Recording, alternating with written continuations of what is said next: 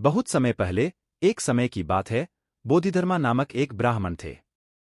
वे बहुत ही ज्ञानी और धार्मिक व्यक्ति थे, लेकिन उन्हें जीवन के असली रहस्य को समझने की लालसा थी। उन्होंने अपनी सभी संपत्तियों को छोड़ दिया और संग जाकर ध्यान और तपस्या में लग गए।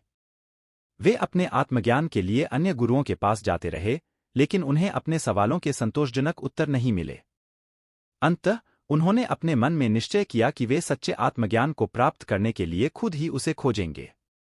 एक दिन, बोधिधर्मा ने अपने गांव से बाहर जाने का निर्णय किया। उन्होंने निर्धारित रास्ते पर चलते हुए एक वन में पहुंच गए। वहां उन्हें अपने समान यात्री मिले, जो भगवान बुद्ध के अनुयायी थे।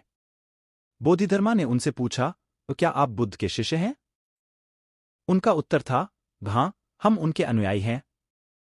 बोधिधर्मा ने कहा, मैंने कई गुरुओं से सीखा, लेकिन मेरा आत्मज्ञान अभी भी अधूरा है। क्या आप मुझे बुद्ध के सिद्धांतों का ज्ञान देंगे? उनके समान यात्री ने बोधिधर्मा को संग्रह में ले जाने का प्रस्ताव किया। उन्होंने बोधिधर्मा को वन में अपने साथ ले जाकर उन्हें बुद्ध के सिद्धांतों का ज्ञान देने का वादा किया। वन में रहते हुए, बोधिधर्मा ने बुद्ध के शिष्यों से अनेक सवाल पूछे और उनके उत्तर सुने। वह धीरे धीरे बुद्ध के सिद्धांतों को समझने लगे और अपने जीवन में उन्हें लागू करने लगे। कुछ समय बाद, उनका आत्मज्ञान बढ़ा और उन्हें उनके अंतिम गति की ज्ञान प्राप्त हो गया। वे समझ गए कि सत्य क्या है और कैसे एक संतुलित और धार्मिक जीवन जीना चाहिए। बोधिधर्मा ने अंत में आत्मज्ञान प्राप्त किया और उन्होंने अपने साथी यात्री के साथ वन से बाहर निकल दिया। वे उनके बाद कभी नहीं देखे गए, लेकिन उनका संग्रह बोधिधर्मा ने उनके जीवन में अनेक बदलाव लाया। उन्होंने जीवन के वास्तविक महत्व को समझा और ध्यान और समय का महत्व समझने लगे। उनके अनुभवों और सिद्धांतों ने अनेकों लोगों को प्रेरित किया और उन्हें उनके आत्मा के संग्रह की खोज में प्रेरित किया।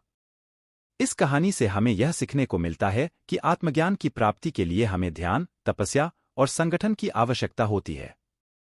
ध्यान से हम अपने अंतरात्मा को सुन सकते हैं और समझ सकते हैं कि क्या हमें वास्तव में चाहिए। तपस्या से हम अपने शरीर, मन और आत्मा को संयमित कर सकते हैं, जो हमें आत्मज्ञान की दिशा में आगे बढ़ने में मदद करता है। और संगठन से हम अपने जीवन को धार्मिक, नैतिक और संतुलित बना सकते हैं, जो हमें अंततः संयमित और खुशहाल बनाता है। बोधिधर्मा की यह कहानी हमें यह सिखाती है कि हमें सच्चे आत्मज्ञान की खोज में अपनी यात्रा को जारी रखना चाहिए, चाहे हमारा पास जीवन में कितनी भी संपत्ति हो। अगर हम ध्यान, तपस्या और संगठन के माध्यम से आत्मज्ञान को प्राप्त करते हैं, तो हम अपने जीवन को एक नया दिशा दे सकते हैं और सच्चे आनंद और समृद्धि की ओर अग्रसर हो सकते हैं।